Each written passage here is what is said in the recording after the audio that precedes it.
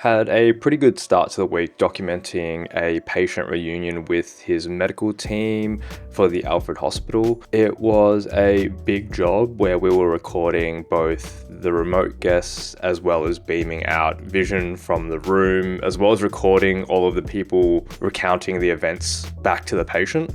Our team was running 4 cameras to capture the event.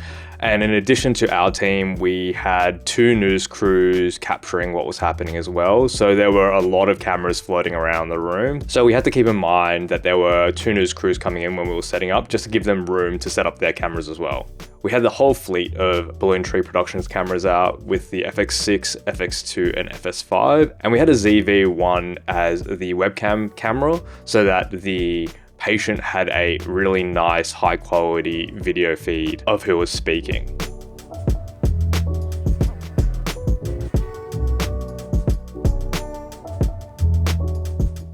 It might feel like a bit of deja vu, but we're back at Specsaver's head office today, filming the last piece of cameras that we require to finish up some recruitment videos.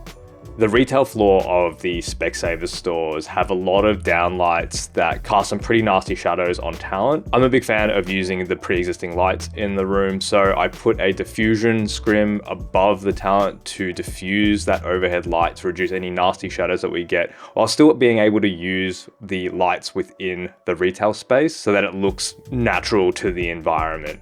Using the pre-existing lights also enables you to move very quickly, and you have to bring less gear in to light the space.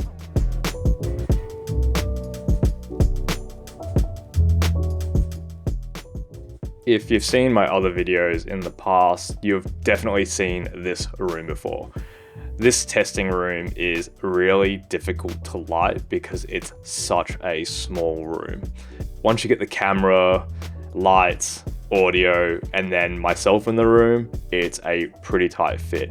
Then you've got to get the talent in, which means that Matt usually is sitting outside the room with a remote director's monitor so that he can see performance. If a video on lighting in small rooms would be of interest, please let me know down in the comments below. With the latest version of the FX6 firmware out, I'm going to quickly back up all of the settings on the FX6 and then update to the latest firmware so that we get that big 6 menu.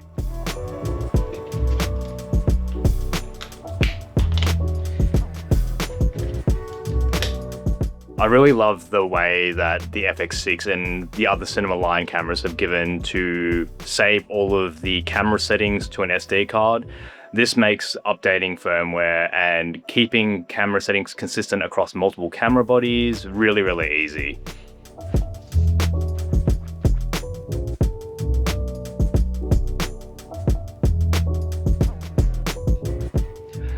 Now that I've got the firmware update file downloaded, it's time to plug the FX6 into mains power and then do the update.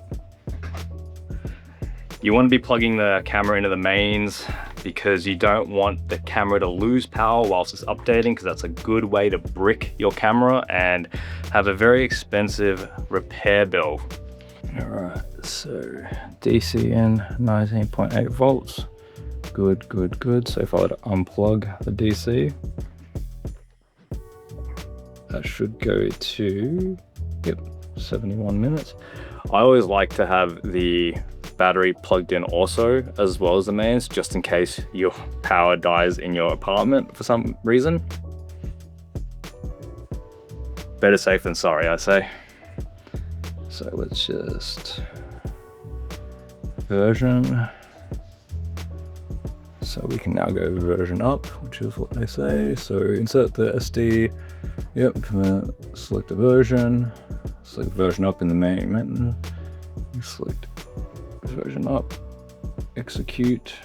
Please use the AC adapter. See, even the camera gives you a warning to use the AC adapter. I don't know if you can see that, but please use the AC adapter, upgrade version, and let's execute. Version upgrade 5.02. Is there anything specific from going from 5.02 to when upgrading from versions 5.02 to an earlier version to 6, your previous settings will be not carried over and the camera will set to the default settings. We've already made sure that we've backed up the settings, so this should be okay. And let's execute. The update on the camera was successful. Now we've got the new user interface, as well as the Big 6 menu, which I'm pretty stoked about. Very good. That's all for this week's vlog. Thanks for watching, and I'll catch you in the next one.